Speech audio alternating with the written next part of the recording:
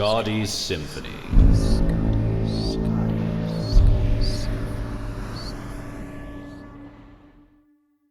Hello, it's me, Oliver Morris. I'm the producer of The Lightning Bottler. I'm the creator of this show. Look, you like creators, right? They create things. They go in your ear holes, and then they make you feel emotions. Well, if you want to support more creators, sign up to Apollo through the Apollo Podcast app or by going to apollopods.com.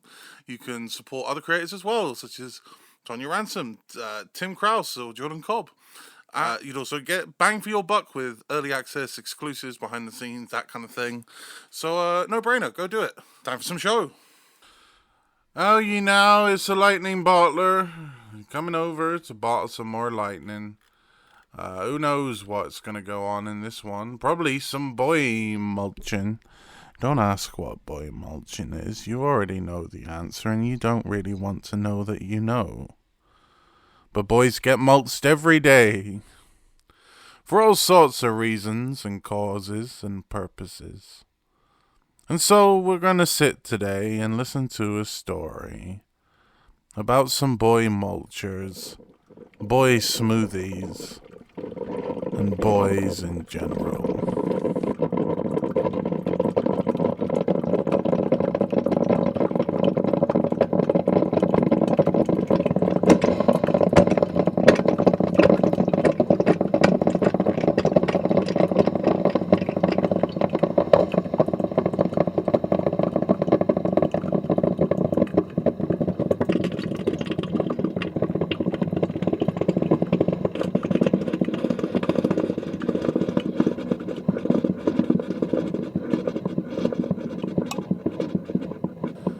He drank his coffee black, like it's hard.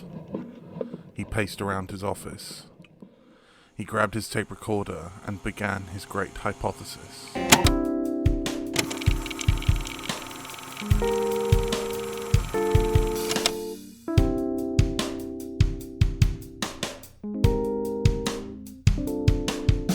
I always think about me, and I hope that they do too. Taking my views into account before they choose the option that most fucks me over. But do they ever dig deep? Deeper into what I mean, what I say, what I mean to say, what I say I mean. Am I mean? Or just median? The centre of the whole? Or just a hole in a sheet of paper? So let's start with a subject. A test. An option to begin our experiments.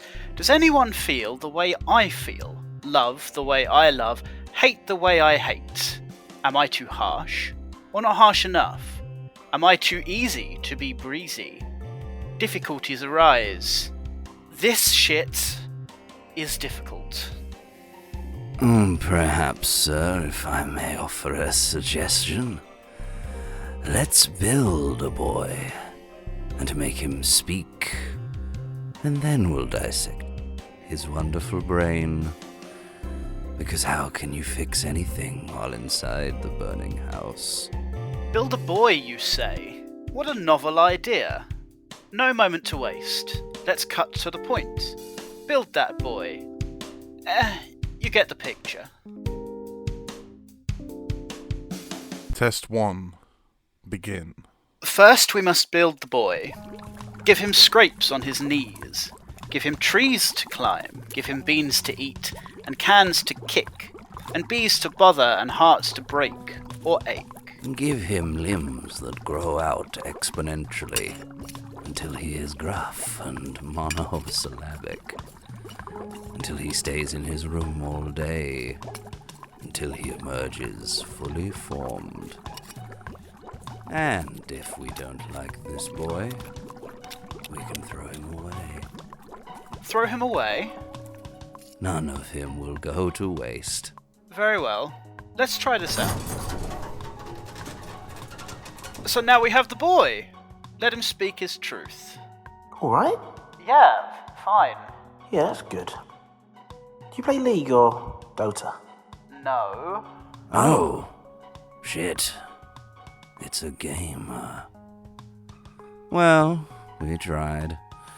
And we can try again. But before we pulp this boy, we'll see if we can get some sense out of him. Do you feel happy? What do you mean? Do you feel sad? What does it mean to feel happy? Good vibes, you know? No bad vibes. Right. Is to feel good, or bad, or appropriately sad, or any combination of the above. Oh, I see. Like when you shoot the winning goal into the back of the net on a warm summer's day. Oh yeah, like that look of anguish on the goalie's face. Well, that's not, that's more like Schadenfreude. What? What's that? That's when you take pleasure in the misfortune of others. Is that not allowed? No, there's nothing banning it. It's just, I don't know, in poor taste? Pulp this one. It's getting revealing.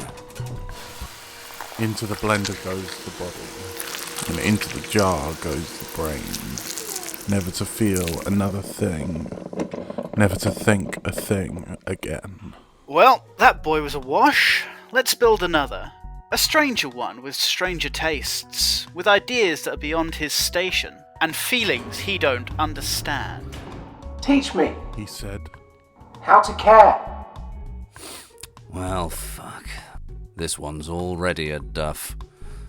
I looked inside his eardrums, and between those ears was naught but fluff. Do you feel happy? What's that?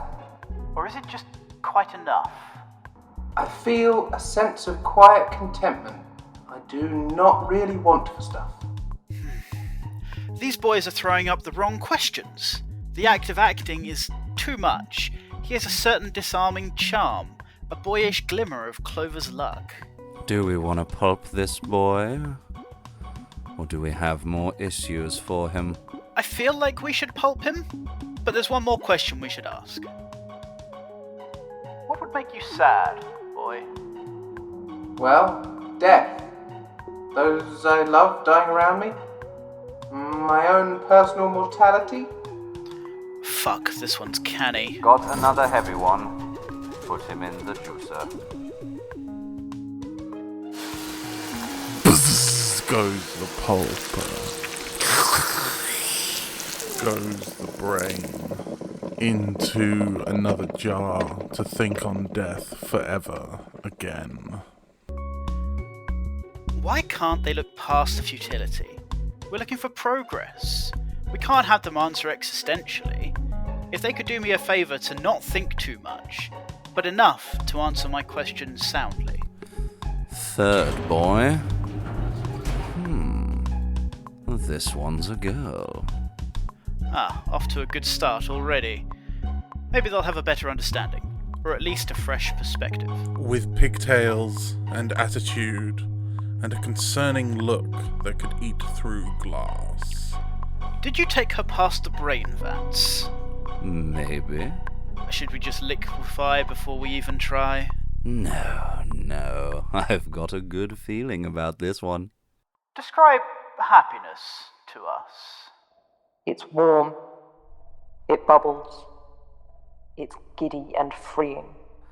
Describe sadness to us. It's cold and stone-like. It's aching and grieving. Describe fear to us. It's prickly and spiked like a hole in your stomach. And hatred. It's boiling and messy and fraught and endures. And describe love. No, What do you mean, no? absolutely not. You do not deserve it. Love in any form, even in the hypothetical, even in the abstract. Pulper. Look, I hate to interrupt your boy mulching, but I gotta I have this thing I got to tell you about. It's called Apollo Plus. It's me, Oliver Morris. I'm the creator of the show. Apollo Plus is like this creator-owned platform where every subscriber helps audio fiction creators such as myself. You can listen ad-free, you can go early access, get exclusives, behind the scenes, supercuts, and more on Apollo Plus. You can support other creators as well. It's a whole little shindig we got going on. It's a little cabal of audio fiction creators. So it's a good time. If you want to get in on a good time, and I've heard about you at parties, then you should join Apollo Plus through the Apollo Podcasts app or by going to apollopods.com. Now, with all that out of the way, let's go mold some more boys!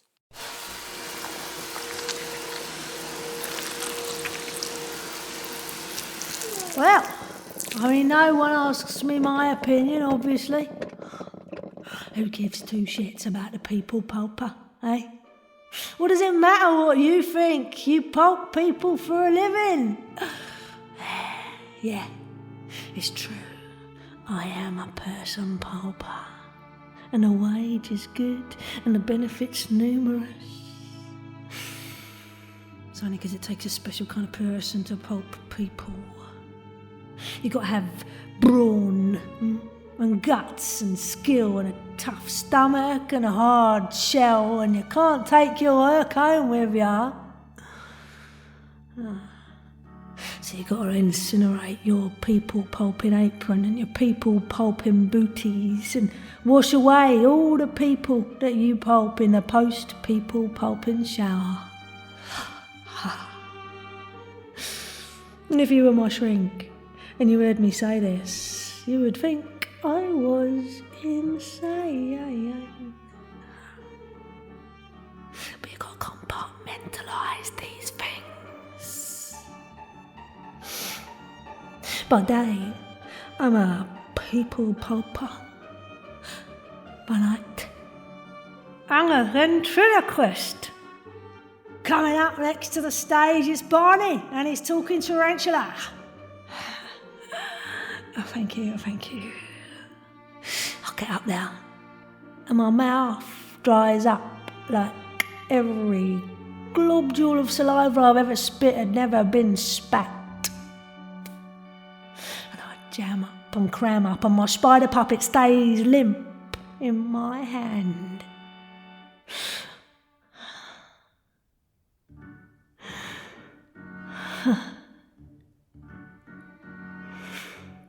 And after 2 minutes, the MC is on me, giving me a round of applause for being brave enough to take the stage. And I step down, exhilarated by the thrill of taking the stage and bombing atrociously. And I lap it up. And I love every bit of it.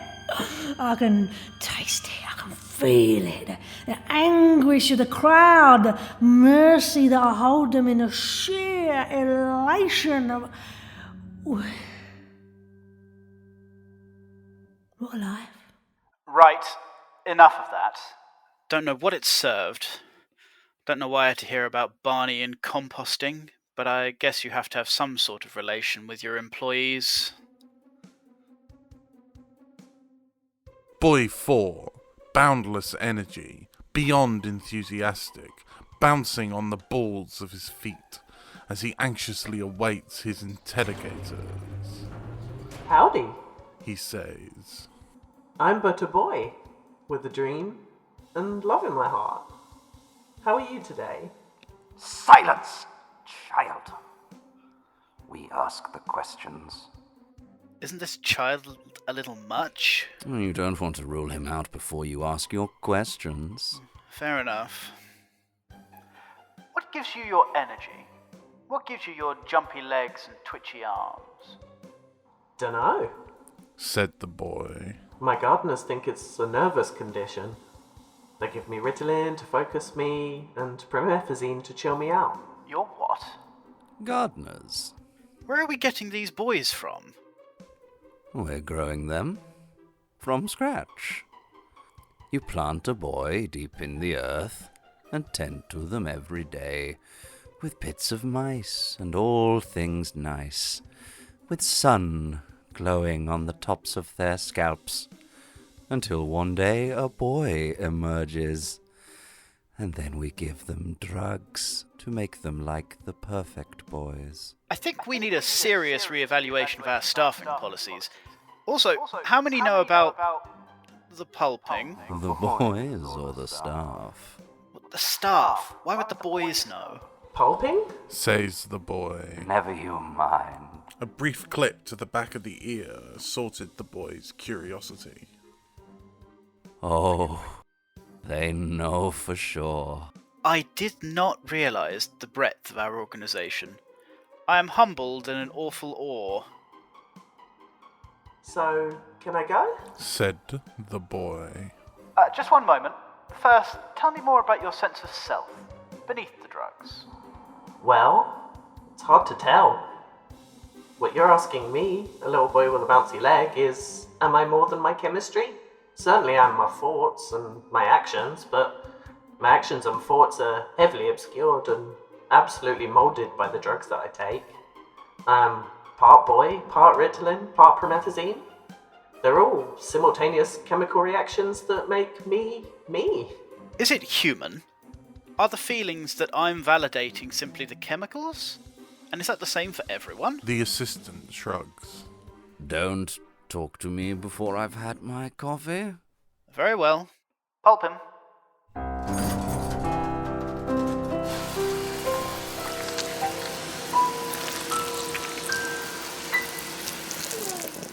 So around the coffee pot they sit in silent conversation, reminiscing on the plucky boy with the bouncy leg. Is this all in vain? Possibly. Is there nothing to be learnt? Oh, certainly. There are many things to be learnt, just none of them easily apparent. I wonder if it's all in vain. Whether we should just shut down this whole boy mulching operation. Well, we could, but... But? The grant money's been spent, contracts have been sealed, NDAs signed, and DNA taken. Dogs set upon whistleblowers. We're kind of in the paint, sir. There's money in the pot. There's iron in the fire. Yes, I see what you mean. He drank his coffee black, like his heart. I wonder if people know what I mean. Let's return to the first hypothesis. We're trying to learn if people think the way I think, feel the way I feel. So let's get even more basic. So the next little boy was pulled out of the earth and stuck in a chair, and a single bulb glistened in the darkness, his interrogators behind it. Now, tell me, boy. Answer me empirically, phenomenologically, and non-existentially, and no mention of chemicals. Do you feel what I feel? I don't know. Said the child, scared and confused. How do you feel? I think we're onto something. He made that face, which is how I feel. You feel scared and confused?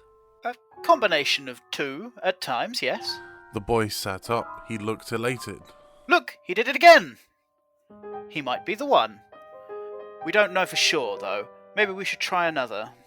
And what do we do with this boy? Give him a book. Mild and light. Give him the Plato. That should sate his appetite. And so they gave him the Apology to read, and his mind was filled with images of courtrooms and hemlock and gadflies and heroes and mealy-mouthed politicians. And ultimately the name stuck. Test subject, Plato. But we shall return to him. Up next, another boy, full of chemicals and smelling of snails. Watcha. Tell me, do you feel how I feel? Answer honestly. The boy gave a quizzical look, then a sneer. Nah, I could never feel that pathetic. Loathing. This one might be onto something too. Could be paternal. Could be. Should I send him to the Pulper? Why not? His face annoys me. Very good. And Plato looked out of his window as the boy he grew next to was taken away to God knows where. To where the boys went after they were questioned. To the room with the loud machine and the screams and the horrible squelching noises. And Plato sat silently and read his book, trying not to think of what would come next. That one had a mulchable face.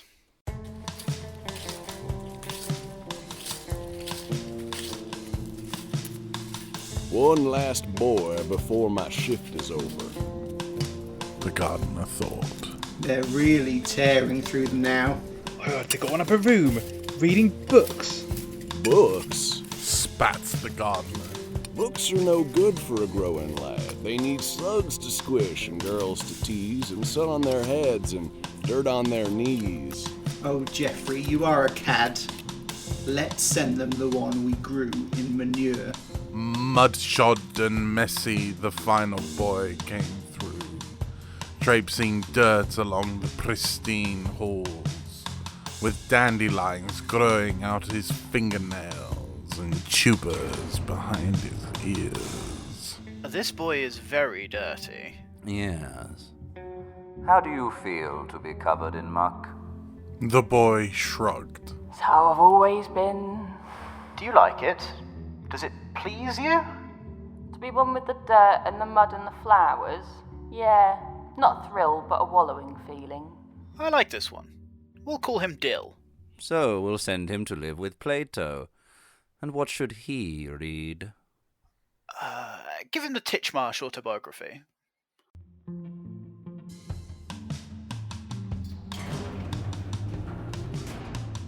Hello. Hello? You're awfully grubby. And you're awfully clean. They call me Plato. They call me Dill. They say I'm a marvel. They say I'm a nuisance. They say a lot of things, don't they? They do.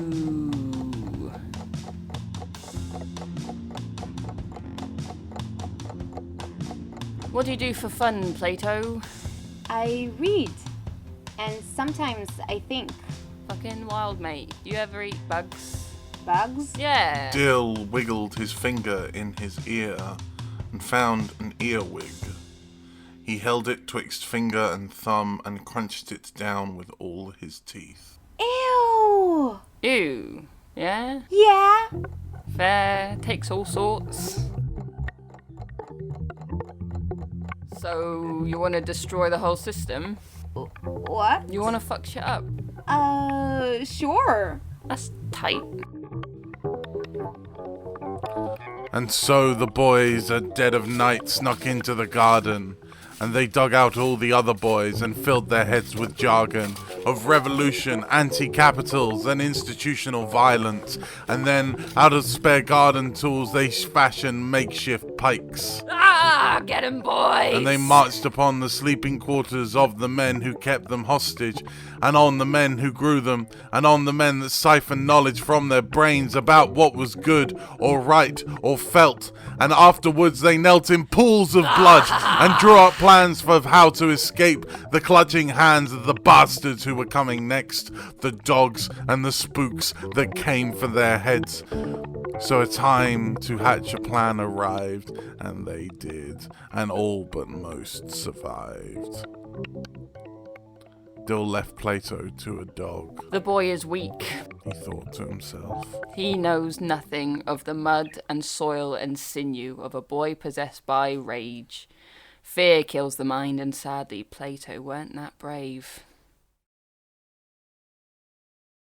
What a monumental fuck-up. What an absolute shit show. How on earth did this happen? Who the fuck else is in the know? Well, you see, it was the boys you picked out specially to not be mulched. And as a result, you'll see, good sir, that now the whole project's up in smoke. Well, fuck. fuck. He slumped back in his chair. Now how will I answer my questions? Well, we still have one boy left in storage. Though to be frank, he's gravely wounded by the dogs that tore him limb from limb, and he may never walk again. But ultimately he'll be fine, considering the mulcher's his next line. Well, come on, show me to the boy. I wish to see him as quick as poss. Very good, sir. Right this way, sir. As you say, sir. You are the boss. In bed he lay quite still, desperate not to tear his stitches. The young boy Plato breathing weakly in his regulation breeches. You see here, young Plato, you've drawn away the attention. Towards you and away from my grand invention of finding out whether folks like me can feel the feelings of dudes like you. I'm losing patience in this process. My attention is being drawn away to greater projects of bigger import. And that's all I have to say. So what do you have to say for yourself?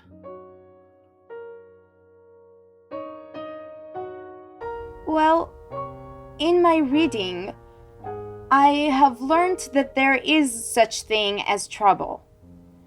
Socrates found himself in trouble when he tried to teach the youth, and that led people clamoring at his door seeking that he be put to death. Now, I am just a young boy, and I have great fears in my heart. I am not like Socrates, old and wise, or not wise, perhaps just stubborn, perhaps just old.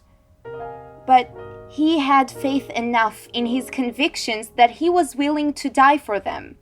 But I have no convictions. I have no agenda. I'm just a boy who read a book. And Dill was just a boy made of mud.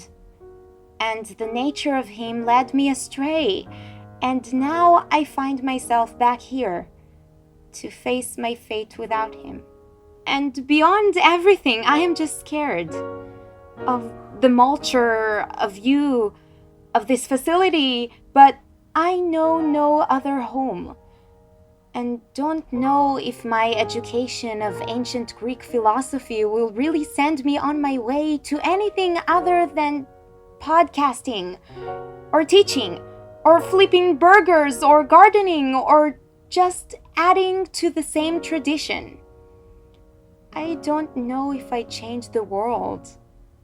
Perhaps I would in some small way, but none of that is possible if today's my final day. The assistant stood to the left-hand side. The boy was lying to the right. The assistant waited patiently with the lever in his hand to send the boy to go be mulched and make the new batch for the questions, but Plato stared on pleadingly. No more time for refutations. We did say no existential answers. He sighed and nodded. The bed tipped backwards and out of sight. Do people feel what I feel? That's all I wanted to know, alright? Well, we've had our samples and the evidence is clear. That whatever's inside your head is not the same as what's in theirs. Though versions of it may be true. Versions are not the thing itself. You're quite correct. So the answer's no. Good. Glad to have an answer. How does that make you feel?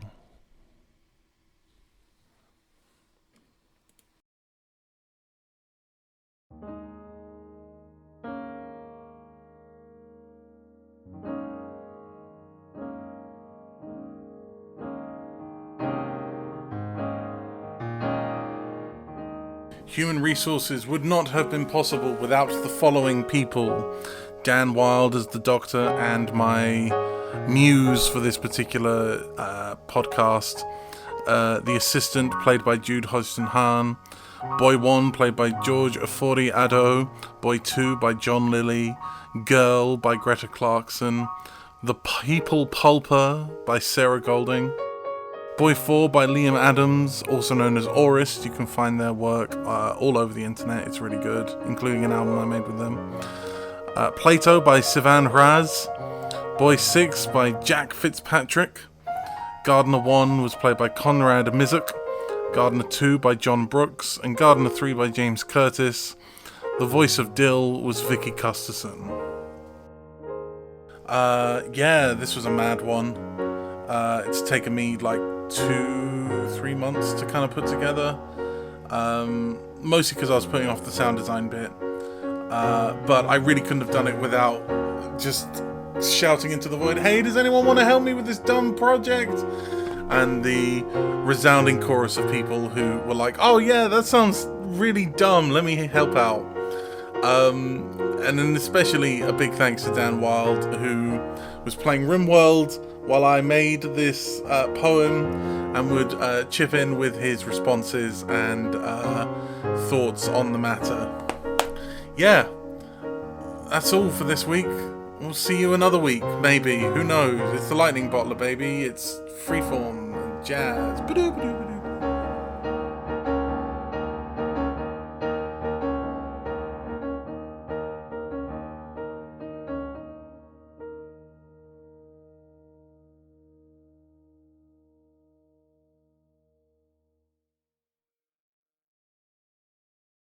Hello, Nick again, letting you know that you can support this creator and many more fiction shows by joining Apollo Plus today. As an audio fiction creator myself, I know that funding a fiction series is tough. That's why we created Apollo Plus, a subscription that helps support many of your favorite shows while offering a better listening experience. No ads, early access to episodes, exclusive content, behind-the-scenes clips, season supercuts, and more. 70% of the revenue goes directly to the creators you love, allowing them to make more audio series. So, if you enjoyed this episode and want to hear more, all the while helping the creator, join Apollo Plus today through the Apollo Podcast app on iOS and Android, or go to apollopods.com. Hope you enjoyed the show, and see you on Apollo Plus, the best way to support many fiction creators at once. Thank you for supporting this show, and we'll see you on Apollo Plus. Scotty's Symphony.